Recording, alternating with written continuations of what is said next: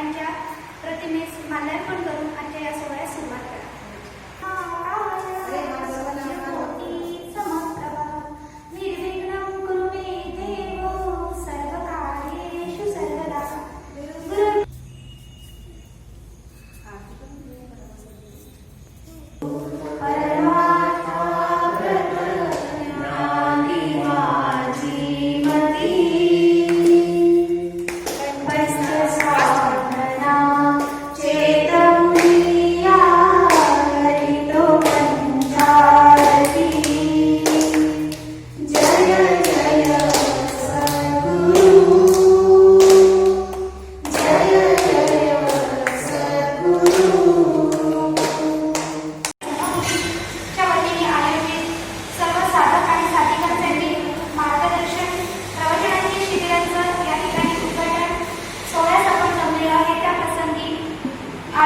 आदरणीय हरिभक्त पारायण मनोजी वठे आपणासमोर आपलं मनोगत व्यक्त करतील अशी मी त्यांना विनंती करते. चातुर्मास उत्सव ब्रह्मपुरी 6व्या वर्षात पदार्पण होत आहे. या 6व्या वर्षातील चातुर्मास उत्सव समिती ब्रह्मपुरीशी जोडलेली आहे. ब्रह्मपुरीतील जिल्ह्यातील महाराष्ट्रातील व महाराष्ट्राबाहेर सर्व साधक वर्गांना माझा नमस्कार. आपल्या नव्यात असलेल्या गुरुदेव शक्तीला वंदन करतो.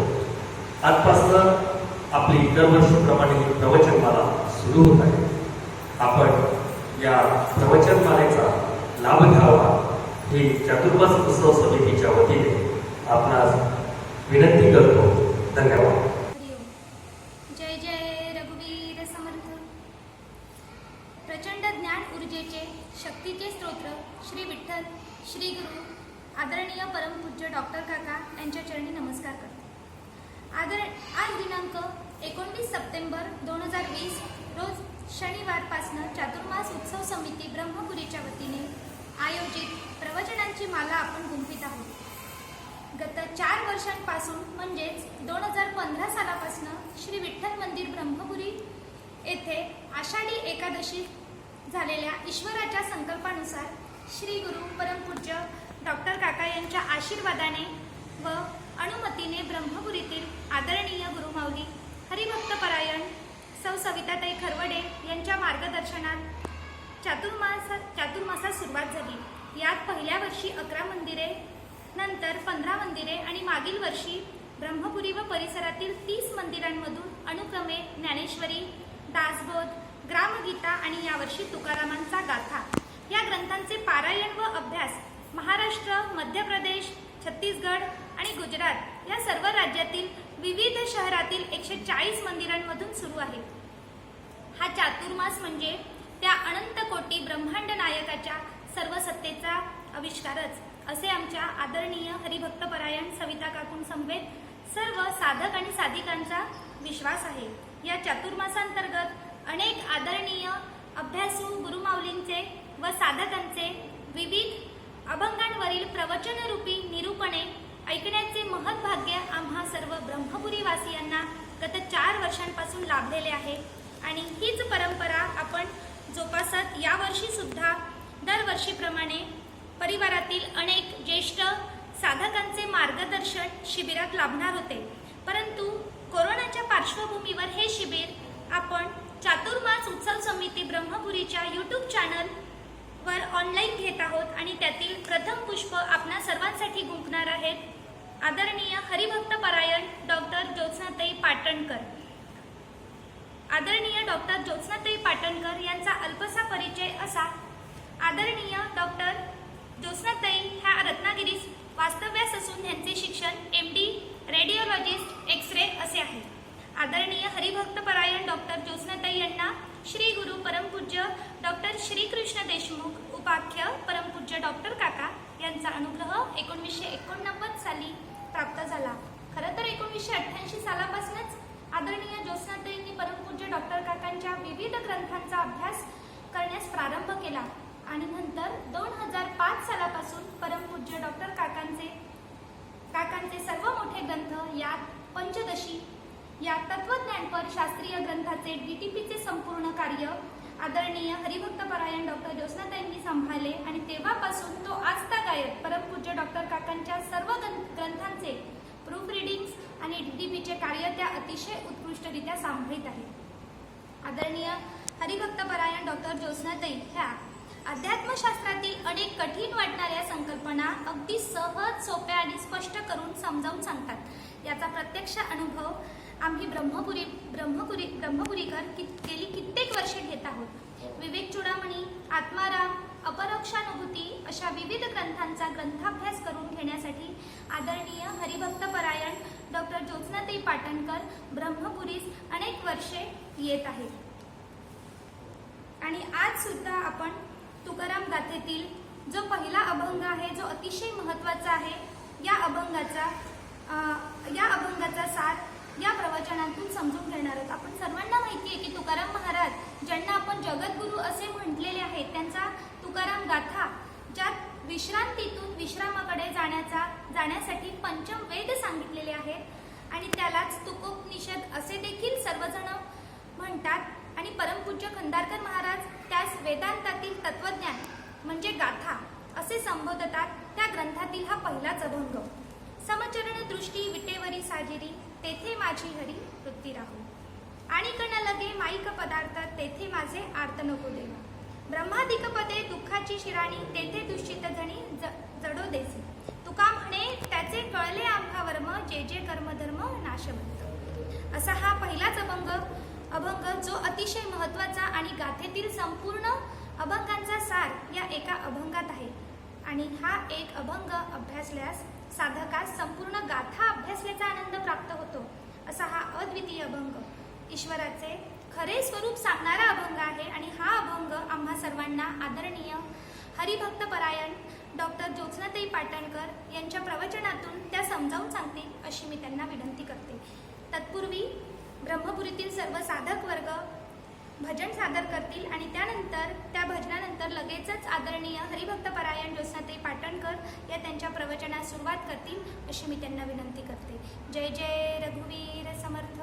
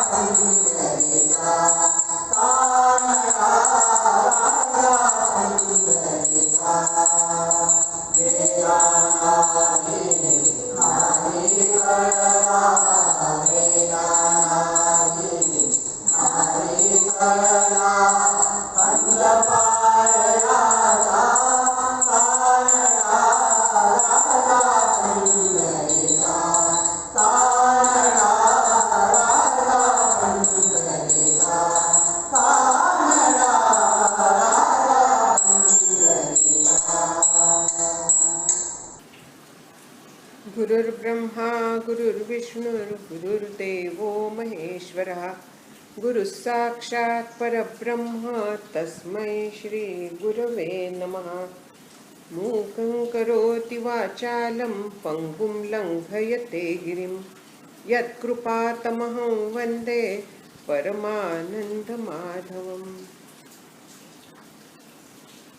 कृपाकटाक्षाच्या किरणे मोहसमुद्राचे आटणे घडे जये त्या श्रीकृष्णे वंदूतया ते। श्री विठ्ठलाला नमस्कार करते, सर्वांना नमस्कार करते, तुकाराम महाराजांना नमस्कार करते, ज्ञानदेव माऊली सर्व संत यांना नमस्कार करून आजच्या प्रवचनाला सुरुवात करते। आपल्याला कल्पना आहे की आज सध्या जो चातुर्मासाचा उत्सव चालू आहे ब्रह्मपुरीच्या सगळ्या आसपास, ब्रह्मपुरीकरांनी जो चातुर्मासाचा उत्सव ठरवलेला आहे, तर त्या उत्सवात तुकाराम गाथा घेतलेली आहे। आणखीन ही गाथा जी आहे तर त्याच्या प्रत्येक श्लोकावरती प्रवचनं चालू आहेत लोकांची। आता ही प्रवचनं जी आहेत तर ती सविताताईंनी ज्यांना जे श्लोक अभंग दिलेले आहेत त्यानुसार चालू आहेत। आज मी बोलतेय तर ती तुकाराम महाराजांचा जो पहिलाच गाथेतला अभंग आहे तर त्याच्याबद्दल थोडासा विचार करूया। हा जो अभंग आहे तर ह्याला संपूर्ण गाथेचं सार म्हणण्यात येतं। अगदी पहिला अभंग आहे, आणखीन तो त्याच्यावरती संपूर्ण गाथा आधारित आहे असं तज्ज्ञ जे ह्याच्यातले आहेत ते म्हणतात की पहिला अभंग जो आहे तो पूर्ण साररूप आहे आणि सगळ्या गाथेचं सार ह्याच्यात आलेलं आहे। त्या दृष्टीने जर का आपण विचार करायला लागलं तर विचार करणं कठीण होईल, सगळा 1 तास पुरणार नाही आपल्याला। आपण फक्त ह्या अभंगाबद्दल थोडासा विचार करूया। वास्तविक हा पूर्ण वेदांतपर अभंग आहे, पण तेवढा सांगणंही शक्य नाही आहे वेदांत, आणखीन त्याची आवश्यकता पण आपल्याला वाटत नाही आहे। अभंग असा आहे की समचरण दृष्टी विटेवरी साजिरी तेथे माझी हरिवृत्ती राहो, आणिक न लगे माईक पदार्थ तेथे माझे आर्त नको देवा।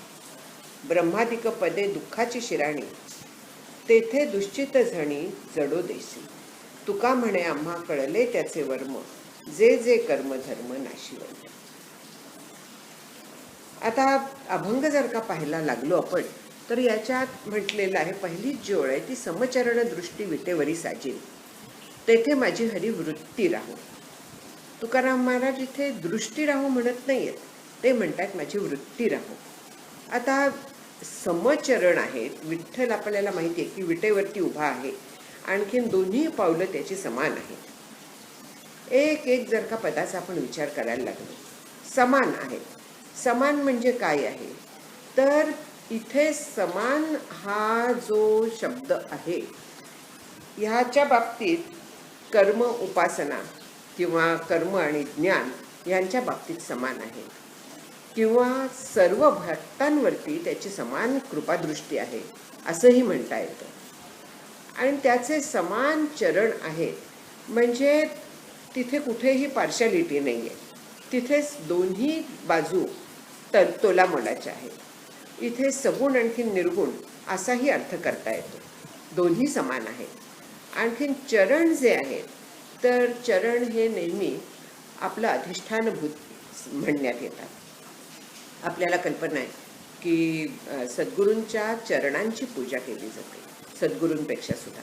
आता जर का आपण औदुंबरला किंवा श्री दत्तांच्या कुठच्याही स्थानाला गेलो तर तिथे पादुकांचं महत्त्व जास्त आहे। पूजा जी केली जाते ती पादुकांची केली जाते, बाकी कुठच्याही गोष्टीपेक्षा पादुकांच्या पूजेवरती जास्त भर आहे तिथे। याला कारण हेच आहे की पादुका ज्या आहेत तर त्या अधिष्ठान रूप आहेत, आधारभूत आहेत, संपूर्ण देहाला संपूर्ण जगाला त्यांचा आधार आहे। अशा दृष्टीने विठ्ठलाचं इथे समचरण आहे। ह्या चरणावरती, चरण कुठे आहेत, चरण विटेवरती आहेत।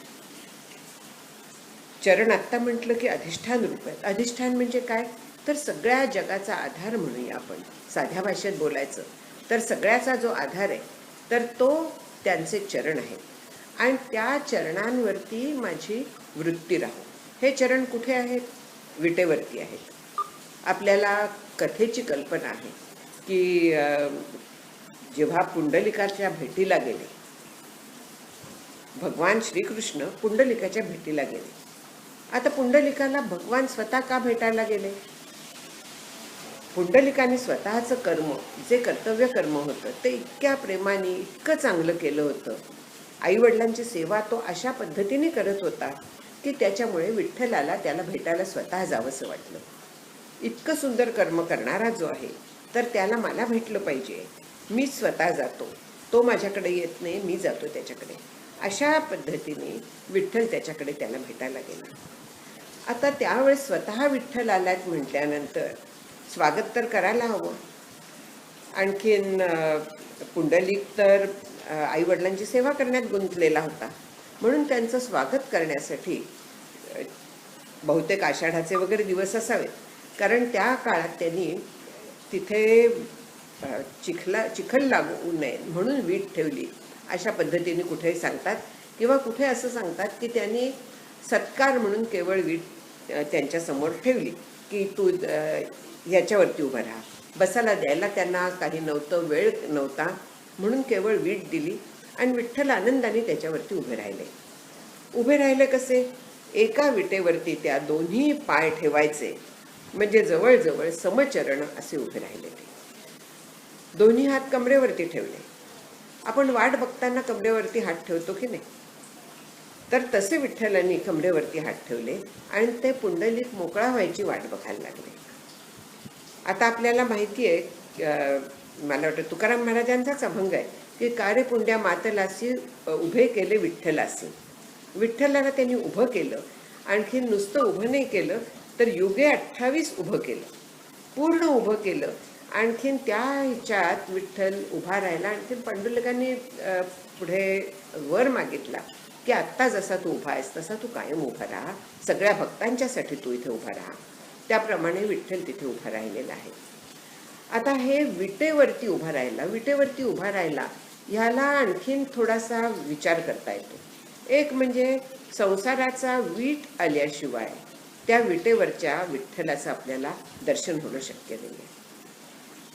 दुसरी गोष्ट अशी होते की वीट जी आहे ती कर्मांची पण असू शकते.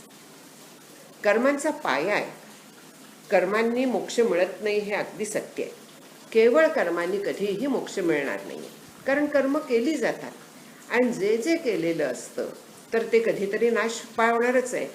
मग अशा नाश पावणाऱ्या कर्मांनी जे अविनाशी पद आहे त्याची प्राप्ती कशी काय बरं होईल?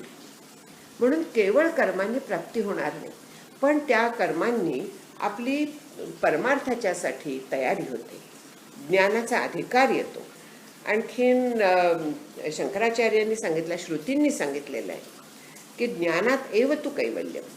केवळ ज्ञानाने कैवल्य मिळतं. कैवल्य प्राप्ती म्हणजे मोक्षप्राप्ती, म्हणजे माझ्या स्वरूपाची प्राप्ती, आनंदाची प्राप्ती ही केवळ कर्मांनी मिळू शकते, बाकी कशानेही मिळू शकत नाही. हे श्रुतींनी सांगितलं आहे, गीतेने सांगितलं आहे, सगळ्यांनीच सांगितलेलं आहे.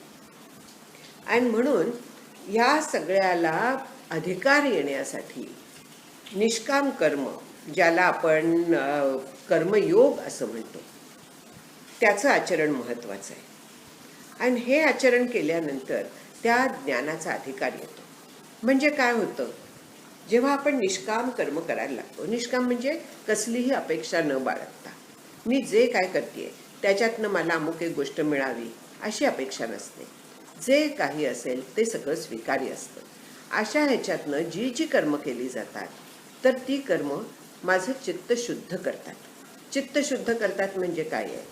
तर त्याच्यात कोणाबद्दल वाईट विचार येऊ शकत नाही.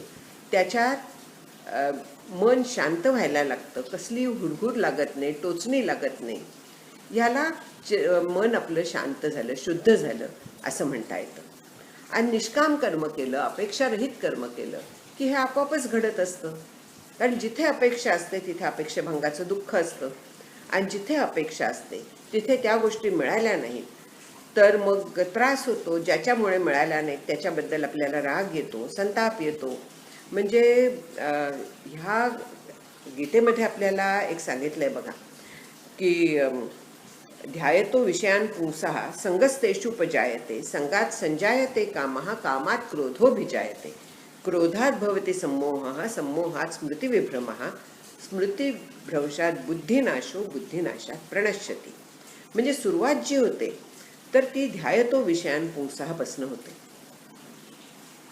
जेव्हा माणूस कुठल्याही विषयाचं ध्यान करतो म्हणजे मला हे हवं आहे, मला हे कधी मिळेल, मला हे कसं मिळेल, मी काय केलं असताना मिळेल, मग मध्ये कोणी अडथळा तर आणणार नाही ना, अशा ह्यांनी जेव्हा आपण विषयांच्या बद्दल विचार करायला लागतो तर त्यावेळेस त्या विषयांचा आपल्याला संग निर्माण होतो.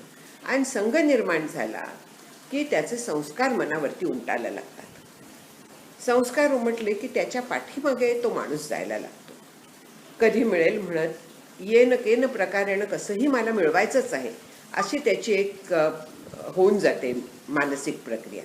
आणखीन अशा पद्धतीने जेव्हा त्याची बुद्धी होते तेव्हा मग तो काहीही करून ते मिळवायचा प्रयत्न करतो.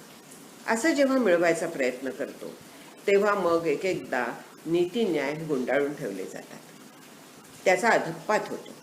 म्हणून विषयांचा मुळात संग चांगला नाही. मंदाते गंधे म्हणून जे आहेत तर त्याचा एक पद आहे, त्याच्यात फार छान ओळी आहेत की विषयांचा केव्हाही संग बरा नाही, विषयी जे त्यांचाही संग बरा नाही. विषयांचा संग बरा नाहीच, पण जे विषयी म्हणजे विषयांच्या मध्ये रमणारे आहेत त्यांचा संग त्याच्याहून वाईट आहे. ह्याला कारण असं आहे की जे विषयांमध्ये रमणारे आहेत तर त्यांच्या बोलण्याचा जो विषय असतो तो विषय हाच असतो. विषय म्हणजे जगातले जे पदार्थ आहेत, भोग्य वस्तू आहेत, तर त्या बोलण्याचा त्यांच्या विषय, विचार करण्याचा विषय तोच असल्यामुळे त्यांचं मन तिथे असतं. आणखीन त्यांच्याबरोबर बोलताना, त्यांच्याबरोबर राहताना आपोआपच आपल्याला तो संग जडतो आणि आपली देखील तिथनं अधोगती होण्याचा संभव असतो. यासाठी एक वेळ विषयांचा संग परवडला पण विषयींचा संग नको असं सांगण्यात येतं. आणि त्यांचा हा संग सोडला तर आपण निष्काम कर्म करू शकतो. जेव्हा कसलीही इच्छा नसते तर त्यावेळी आपण निष्काम कर्म करू शकतो. कर्तव्य म्हणून आपण करतो. कर्म जी आहेत ती करायचीच आहेत, पण त्याच्यातनं मला अमुक मिळावंच अशी अपेक्षा ठेवायची नाही आहे. जेव्हा आपण विठ्ठलाची भक्ती करायला जातो तर त्यावेळी जर का विठ्ठलाने मला अमुक द्यावं अशी अपेक्षा आपण करायला लागलो तर त्याला निष्काम भक्ती म्हणता येणार नाही, निष्काम कर्म म्हणता येणार नाही. उपासना हे एक प्रकारे कर्मच असतं, पण त्याला कर्म म्हणता येत नाही, निष्काम म्हणता येणार नाही.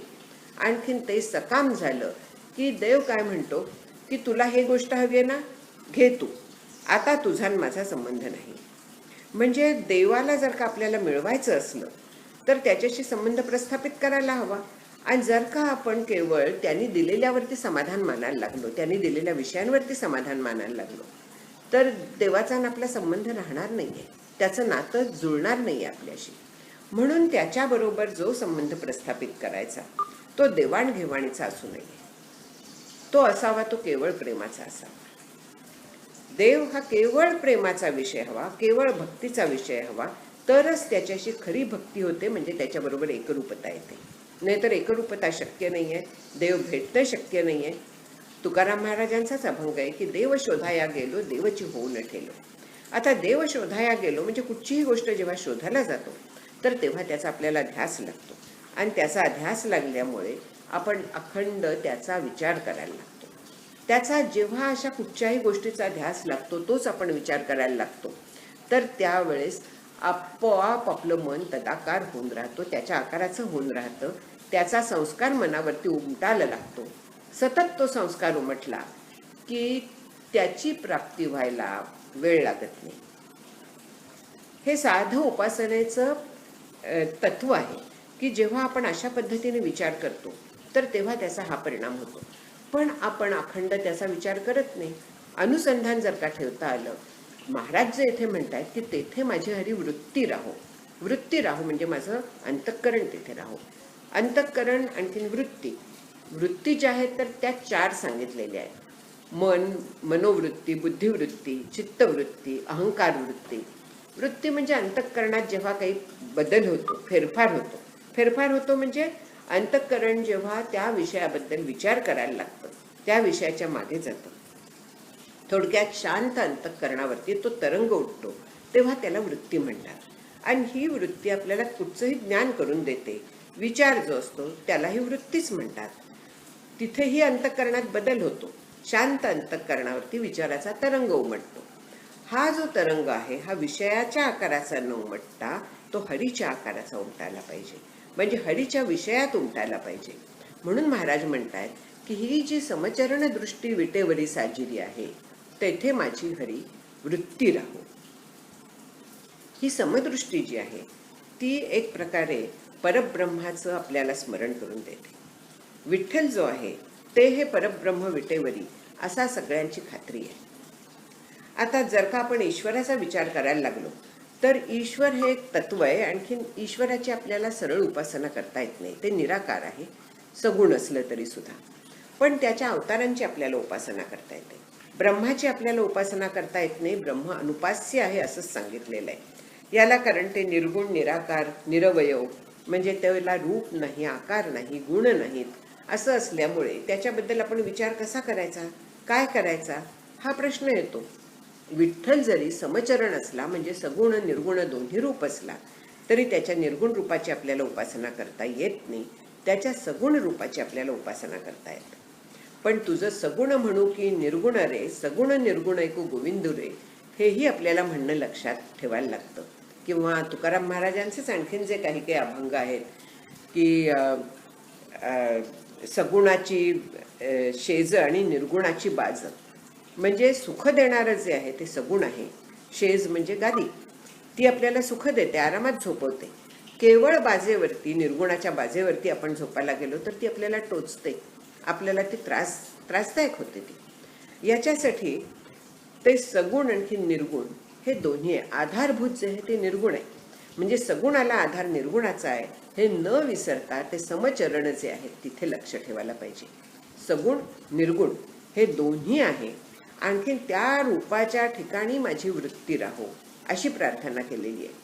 अखंड वृत्ती तिथे ठेवायची, याचा अर्थ अखंड निदिध्यास त्याच्याबद्दल पाहिजे, अखंड विचार त्याचा पाहिजे. त्याच्याशिवाय दुसरा कसला विचार नको, जगातल्या गोष्टींचा विचार नको. केवळ त्याच्या स्वरूपाचा जर का आपण विचार करायला लागलो, त्याचा त्या विठ्ठलाच्या गुणांचा, रूपाचा, चरित्राचा, तो कृष्णाचं चरित्र आहे. कृष्णाचं चरित्र हे अतिशय रमवणार आहे. कृष्णाचं रूप अत्यंत सुंदर आहे. जर का भागवतात पाहिलं आपण त्याच्या रूपाची वर्णनं, तर किती सुंदर वर्णन केलेलं आहे की त्याच्यावरनं दृष्टी हटत नव्हती. त्याचे जे गुण आहेत, त्याचं जे रूप आहे, तिथे सगळे खिळून राहत होते. त्याचं असंच वर्णन आहे. आणि हे कशासाठी असतं? कृष्णाचा अर्थच असा आहे की कर्षयति इति कृष्ण, म्हणजे जो आकर्षित करून घेतो, त्याच्या रूपाने आकर्षित करून घेतो, त्याच्या गुणांनी आकर्षित करून घेतो, त्याच्या चरित्राने आकर्षित करून घेतो, असा जो आहे तर तो कृष्ण आहे. आणखीन त्याचं आपल्याला अखंड अनुसंधान राहिलं, त्याच्या ठिकाणी आपली वृत्ती राहिली. अनुसंधान म्हणजे सतत त्याचाच विचार. जेथे जातो तेथे तू माझा सांगाती, चालविषय हाती धरून या असं महाराज म्हणतात.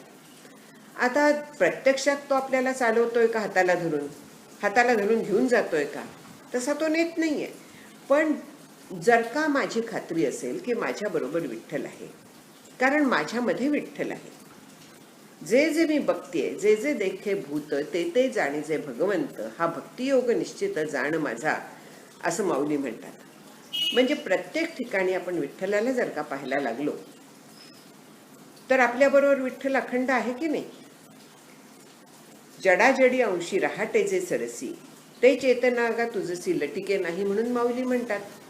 म्हणजे जड आणि अजड म्हणजे चेतन आणखीन जड पदार्थ, अचेतन पदार्थ, ज्याला आपण स्थावर जंगम असं म्हणतो, सगळीकडे तो भरून राहिलेला जर का आहे ब्रह्मरूपाने, ईश्वर रूपाने, तोच जर का भरून राहिलाय, तर तो माझ्याबरोबर नाही असं कसं म्हणता येईल? समजा आपण इथपर्यंत गेलो नाही, निर्गुणाच्या पर्यंत आपण नाही विचार केला, आपण जर का फक्त सगुणाचा विचार केला, तरी सुद्धा तो माझ्याबरोबर आहे ही भावना जर का आपली अखंड असली, तर त्या विठ्ठलाचा आपल्याला कायम अनुसंधान राहू शकतं. त्याचा विचार आपल्या मनात सारखा राहू शकतात. अनुसंधान म्हणजे त्याच्याशी सतत जोडलेले राहू शकतो आपण.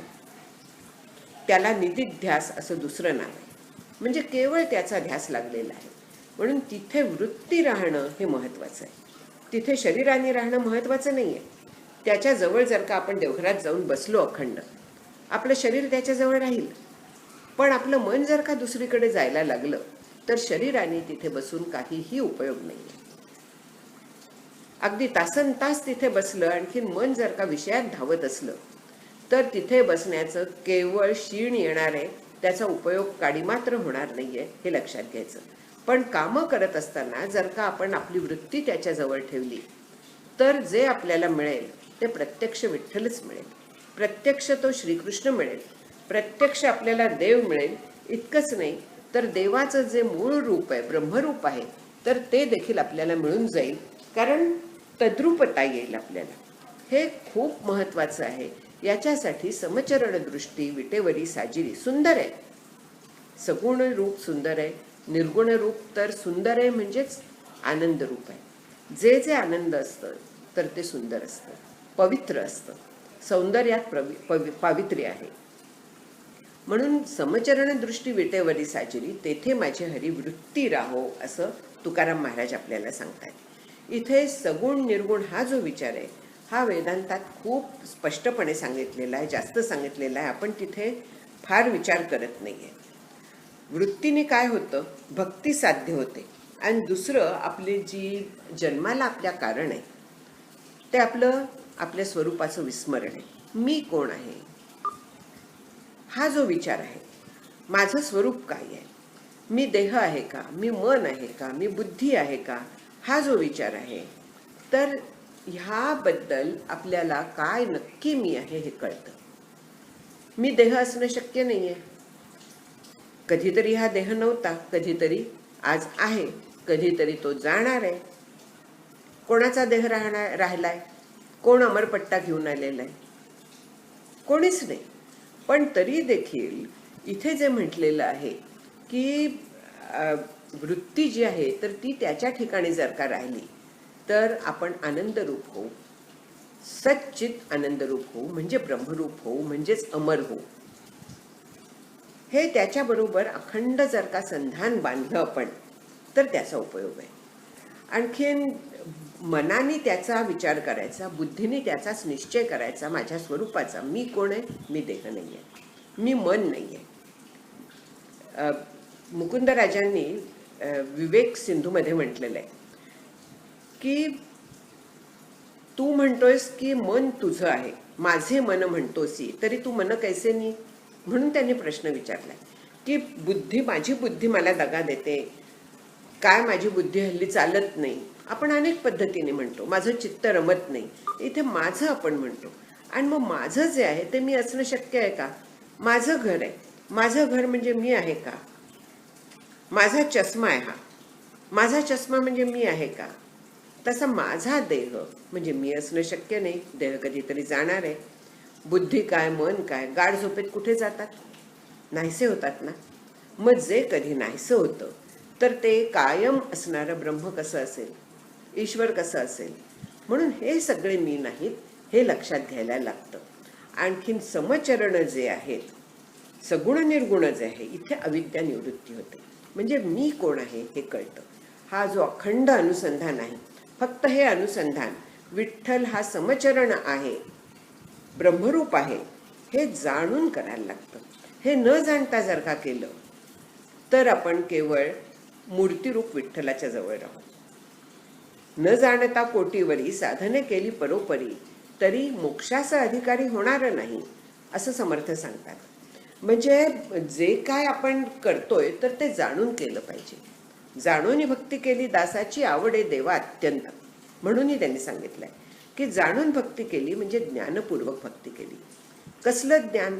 तर त्या देवाच्या स्वरूपाचं ज्ञान. ही जी मूर्ती आहे समोर, सावळी साजिरी सुंदर, राजस सुकुमार मदनाचा पुतळा, रवी शशिकळा लोपलिया, अशी जी मूर्ती आहे, तर ती मूर्ती मला उपासनेला सोय म्हणून आहे.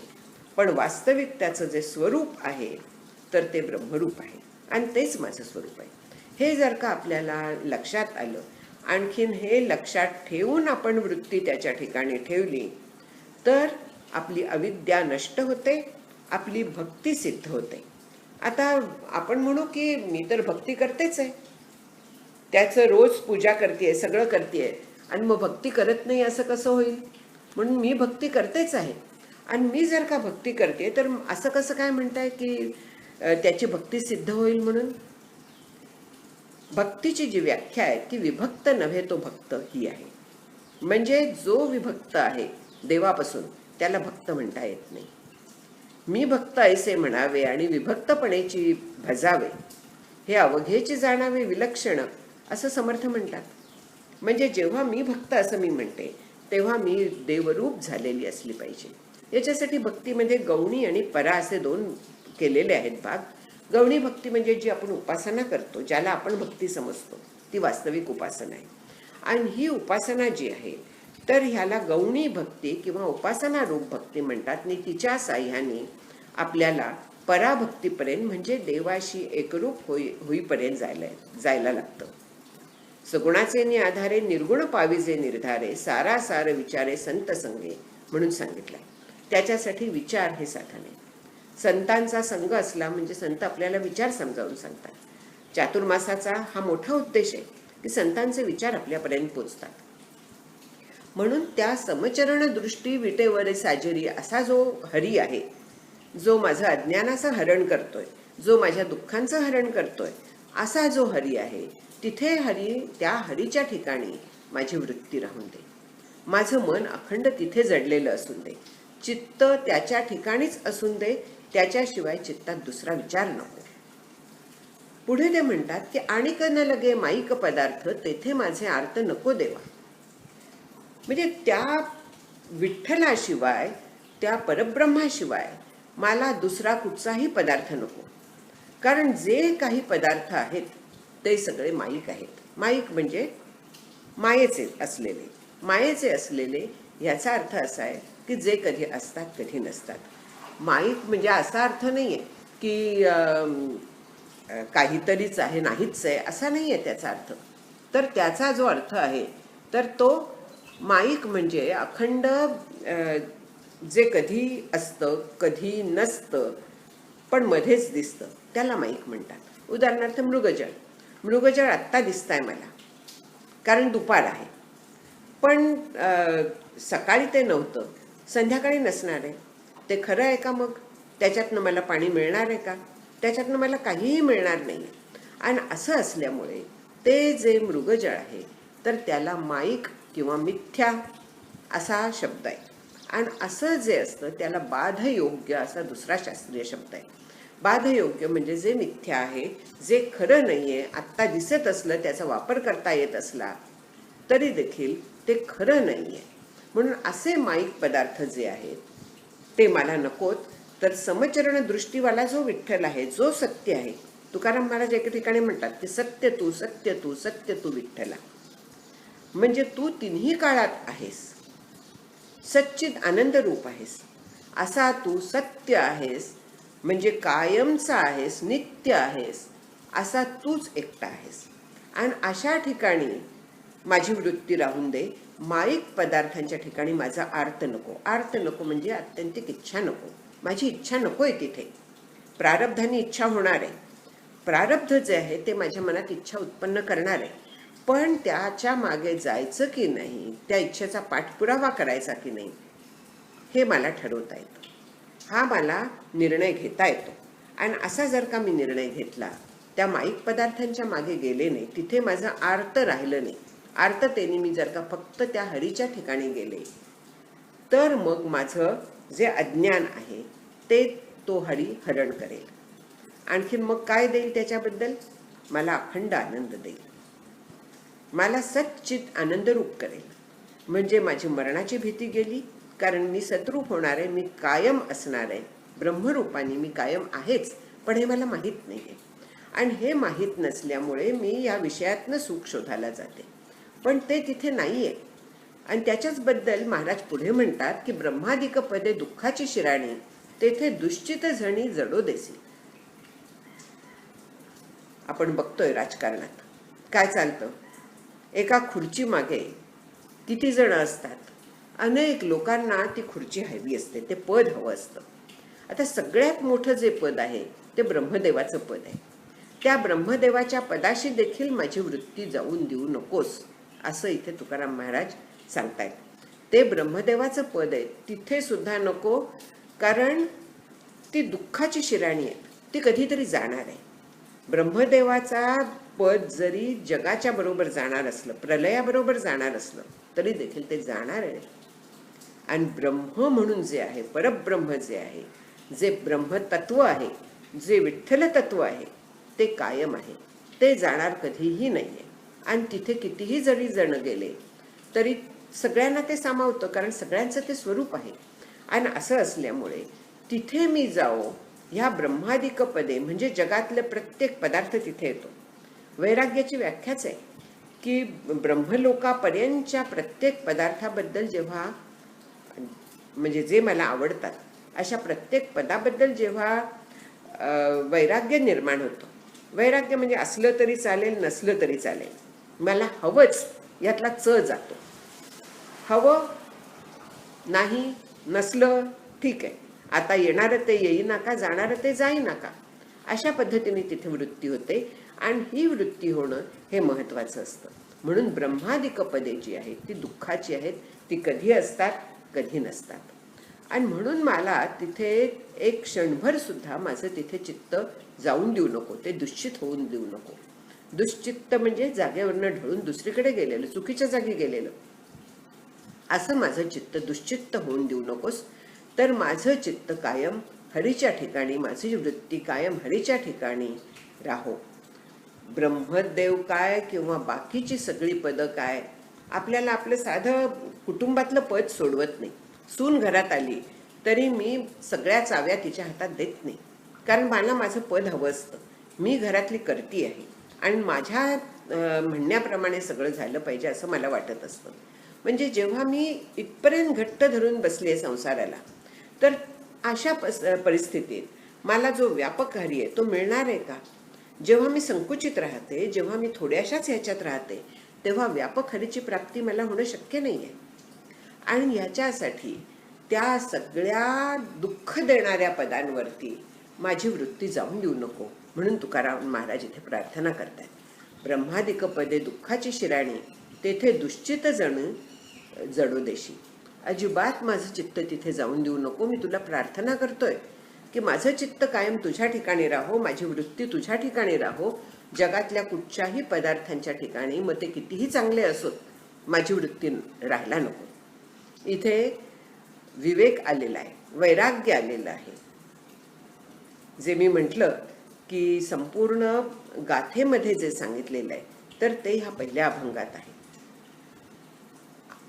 आणिक न लगे माईक पदार्थ तेथे माझे अर्थ नको देवा, हे जर का आपण एक एक विचार करायला लागलो, तर याच्यात विवेक, वैराग्य, भक्ती, अज्ञानाचा नाश, या प्रत्येक गोष्टी आलेल्या आहेत. याच्यासाठी हा जो अभंग आहे हा खूप महत्वाचा आहे असं म्हणण्यात येतं. आपण विचार करत होतो ब्रह्मादिक पदे दुःखाची शिराणी, फार दुःख आहे तिथे. याला कारण तिथे अखंड कामं करायला लागतात. आता कामं करायची नाहीत असं नाहीये, पण आपल्याला भागवतातली कथा माहिती असेल की ब्रह्मदेव त्याच्या सृष्टी निर्मितीच्या कामात इतका गर्क झाला की त्याला स्वस्वरूपाचा विसर पडला. आणि जेव्हा एकदा सनक सनातन वगैरे त्याला काही प्रश्न विचारायला गेले, त्याला उत्तर सुचेना.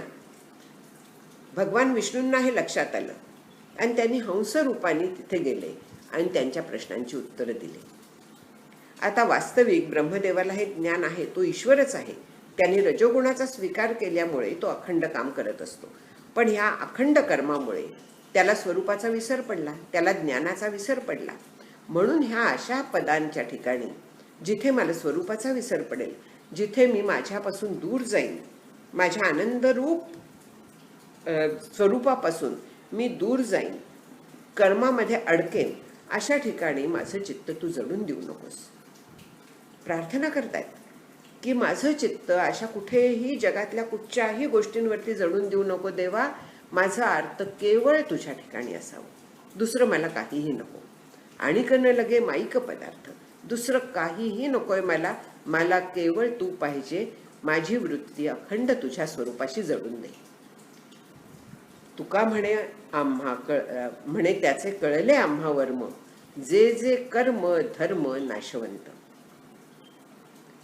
तुकारामांच्या ह्या गाथेत एक लक्षात घ्यायचं की हे जे शेवटचं असतं की तुका म्हणे, ह्या नाममुद्रेनेच सुरुवात झालेला शेवटचा चरण असतो, तर त्याच्यात खूप महत्वाचं नेहमी सांगितलेलं असतं. इथे तुकाराम महाराज म्हणतायत की आम्हाला ह्याचं वर्म कळलेलं आहे. हे वर्म जे आहे, परमार्थाचं वर्म जे आहे, तर ते आम्हाला कळलंय. काय कळलंय आम्हाला वर्म?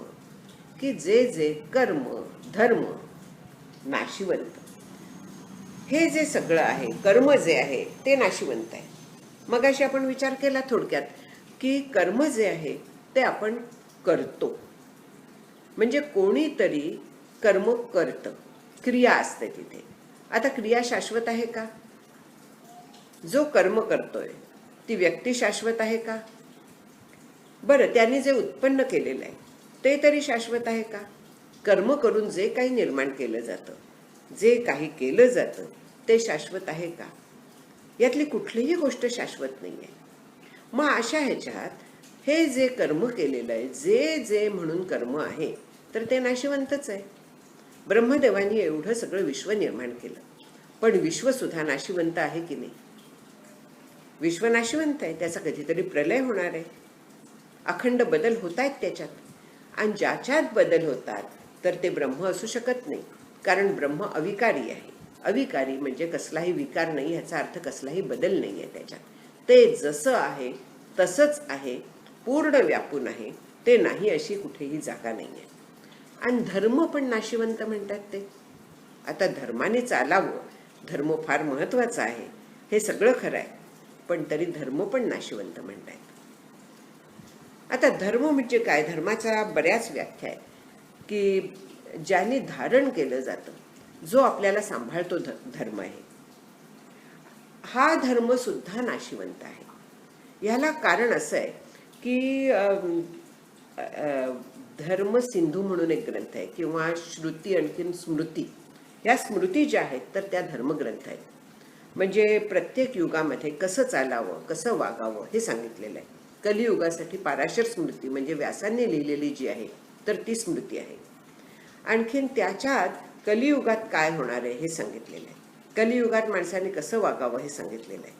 आणि मनुस्मृती त्यांनीच सांगितलं की आता मनुस्मृती लागू नाही, मनुस्मृती हल्ली जाळतात वगैरे, ते करण्याची काहीच गरज नाही आहे.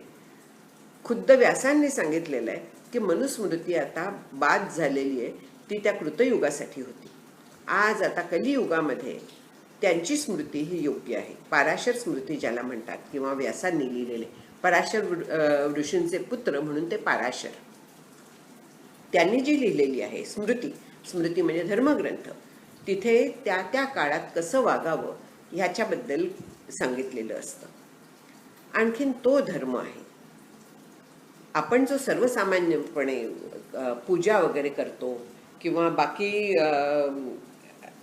नीती धर्म असतो, शेजार धर्म असतो, अनेक पद्धतीचे धर्म आहेत. हे सगळे जे धर्म आहेत हे नाशिवंत आहेत की नाही? कारण ते करायला लागतात. जे जे करायला लागतं ते नाशिवंत आहे.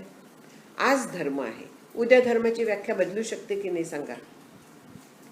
भगवान श्रीकृष्णाने सुद्धा धर्म त्यांचा बदलला की नाही? किती वेळा त्यांनी बदलला. जेव्हा त्यांनी प्रत्यक्ष प्रतिज्ञा केली होती की मी हातात शस्त्र धरणार नाही, तरी सुद्धा त्यांनी प्रतिज्ञा मोडून शस्त्र हातात घेतलं भीष्मांना मारण्यासाठी. म्हणजे जे धर्म आहे तो देखील शेवटी नाशिवंत आहे. कर्तव्य उत्तम केलं, ठीक आहे, पुढे काय झालं? कर्तव्य कर्म उत्तम केलं, मातृधर्म म्हणून आहे त्या धर्माचं कर्तव्य उत्तम केलं, पुढे काय आहे? ते टिकणार आहे का? किती काळ टिकणार आहे? मी धर्माने वागते म्हणजे सदाचरण आहे, नीती न्याय मर्यादा ह्यांनी वागते. पण आता जे सत्य बोलावं वगैरे सांगतात, सत्य म्हणजे काय आहे त्याच्याही व्याख्या बदलतात. एक कथा सांगते की एक ऋषी होते, आणखीन त्यांच्या आश्रमात एकदा एक गाय धावत शिरली आणखीन तिला त्यांनी पाहिली कुठे गेली. पाठोपाठ काही मारायला तिथे आले तिला. त्यांनी ऋषींना विचारलं की पाहिलं का तुम्ही गाईला जाताना? ते म्हणाले नाही पाहिलं. आता हे खोटं बोलणं आहे की नाही? पण ते सत्य आहे. याला कारण सत्याचा जो धर्म असतो, पक्ष असतो, त्याचं रक्षण करणं हे सत्य असतं. गाईला मारणं हा अधर्म आहे. मग तो अधर्म टळावा म्हणून अशा परिस्थितीत खोटं बोललं तर काहीही बिघडत नाही. तो धर्मच असतो. भगवान कृष्णांनी धर्मराजाला सुद्धा खोटं बोलायला भाग पाडलं होतं. आपल्याला माहिती आहे कथा की अश्वत्थामा मेला असं द्रोणांना सांग म्हणून सांगितलं होतं. आणखीन आम्ही सांगू पण तू कमीत कमी होय मेला एवढं तरी बोल. त्याच्यावरती धर्मराज काय म्हणाले की नरोवा कुंजरोवा, म्हणजे नर म्हणजे माणूस का हत्ती हे माहीत नाही. हत्तीचं नाव पण अश्वत्थामा होतं. भगवंतांनी त्या धर्मराजाला खोटं बोलताच येणार नाही यासाठी त्या हत्तीला मारलं होतं. आणखीन धर्माला सांगितलं होतं, धर्मराजाला, की तू हत्ती का माणूस एवढं तरी म्हण. आणि ज्या वेळेस तो नरोवा कुंजरोवा म्हणाला, म्हणजे हत्ती का माणूस हे मी सांगू शकत नाही, तर त्यावेळेस वाद्यांचा मोठा गजर केला की द्रोणाचार्यानं ते वाक्य ऐकू जाऊ नये. म्हणजे धर्म हा बदलतो हे लक्षात घ्यायचं. आपद्धर्म म्हणून काही आहे. जे सामान्य धर्म असतात ते अशा वेळेस बाजूला ठेवून प्राणांचं रक्षण करणं हा आपद्धर्म आहे. म्हणून धर्म हे बदलणारे आहे, कर्म हे बदलणारे आहे. आणि जे जे बदलतं तर ते नाशिवंत असतं. अशा नाशिवंतांनी शाश्वत समचरण दृष्टी विटेवरी साजरी असा जो हरी आहे त्याची प्राप्ती कधीही होणार नाहीये. म्हणून तुकाराम महाराज म्हणतात की आम्हाला वर्म कळलेलं आहे. जर का आम्ही केवळ त्या कर्माच्या आणखी धर्माच्या मागे लागलो तर आम्हाला त्या हरीची प्राप्ती होणार नाहीये.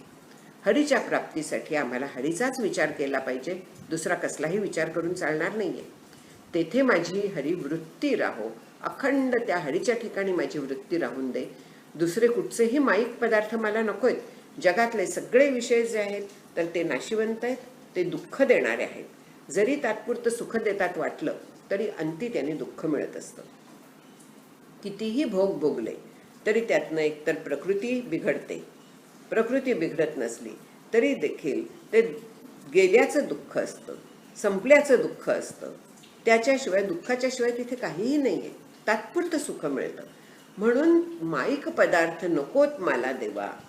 सगळं जे असं आहे तर ते दुःख आहे, तिथे माझं मन क्षणभर देखील जडून देऊ नको. ह्याला कारण आम्हाला अशा गोष्टींचं वर्म कळलेलं आहे.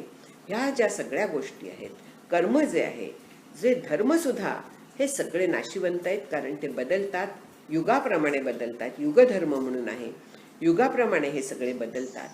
जे कायम असणारं आहे, जे शाश्वत आहे, जे आनंदरूप आहे ते फक्त हरी तुझं स्वरूप आहे आणि माझी वृत्ती तिथे कायम असून दे, असं तुकाराम महाराज इथे थोडक्यात सांगतायत आपल्याला. आता याच्यानंतर पुढे अनेक जण ह्याचा विस्तार करतील ह्या सगळ्या अभंगांच्या माध्यमातून.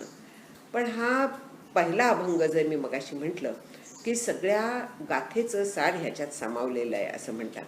आता एका तासात याच्याहून जास्त सांगणंही शक्य नाही आहे. आणखीन आपला वेळ पण आता संपलेला आहे, तर त्याच्यामुळे मी इथे थांबते.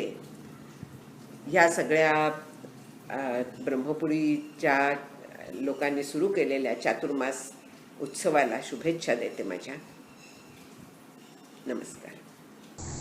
समचरण दृष्टी विटेवरी साजिरी तेथे माझी हरी वृत्ती राहो, असा हा अद्वितीय अभंग आपल्याला आज 19 सप्टेंबर 2020 रोज शनिवारला आदरणीय हरिभक्तपरायण डॉक्टर ज्योत्स्नाताई पाटणकर यांनी समजावून सांगितला. निर्गुण निराकार ब्रह्म आणि सगुण साकार भगवंत हे दोन्हीही वेगवेगळे नसून एकच आहेत. हे अगदी सहज, सोप्या आणि सुलभ भाषेत आदरणीय ज्योत्स्नाताईंनी आपल्याला समजून सांगितलं. त्याबद्दल त्यांचे चातुर्मास उत्सव समिती ब्रह्मपुरीतर्फे मनपूर्वक आभार. सोबतच आपण सर्वांनी हे प्रवचन यूट्यूब चॅनलद्वारे ऐकून घेतलं त्याबद्दल आपण सर्वांचे देखील मनपूर्वक आभार. आणि अशीच ही आपली प्रवचनांची माला आपण रोज कंटिन्यू करतो आहोत. तर त्यासाठी आपण सर्वांनी याचा जास्तीत जास्त, या प्रवचनांचा जास्तीत जास्त लाभ अधिकाधिक साधकांना घेता यावा, यासाठी हे चॅनल आपण सर्वांनी लाईक, सबस्क्राईब करावं आणि जास्तीत जास्त शेअर करावं ही विनंती. जय जय रघुवीर समर्थ.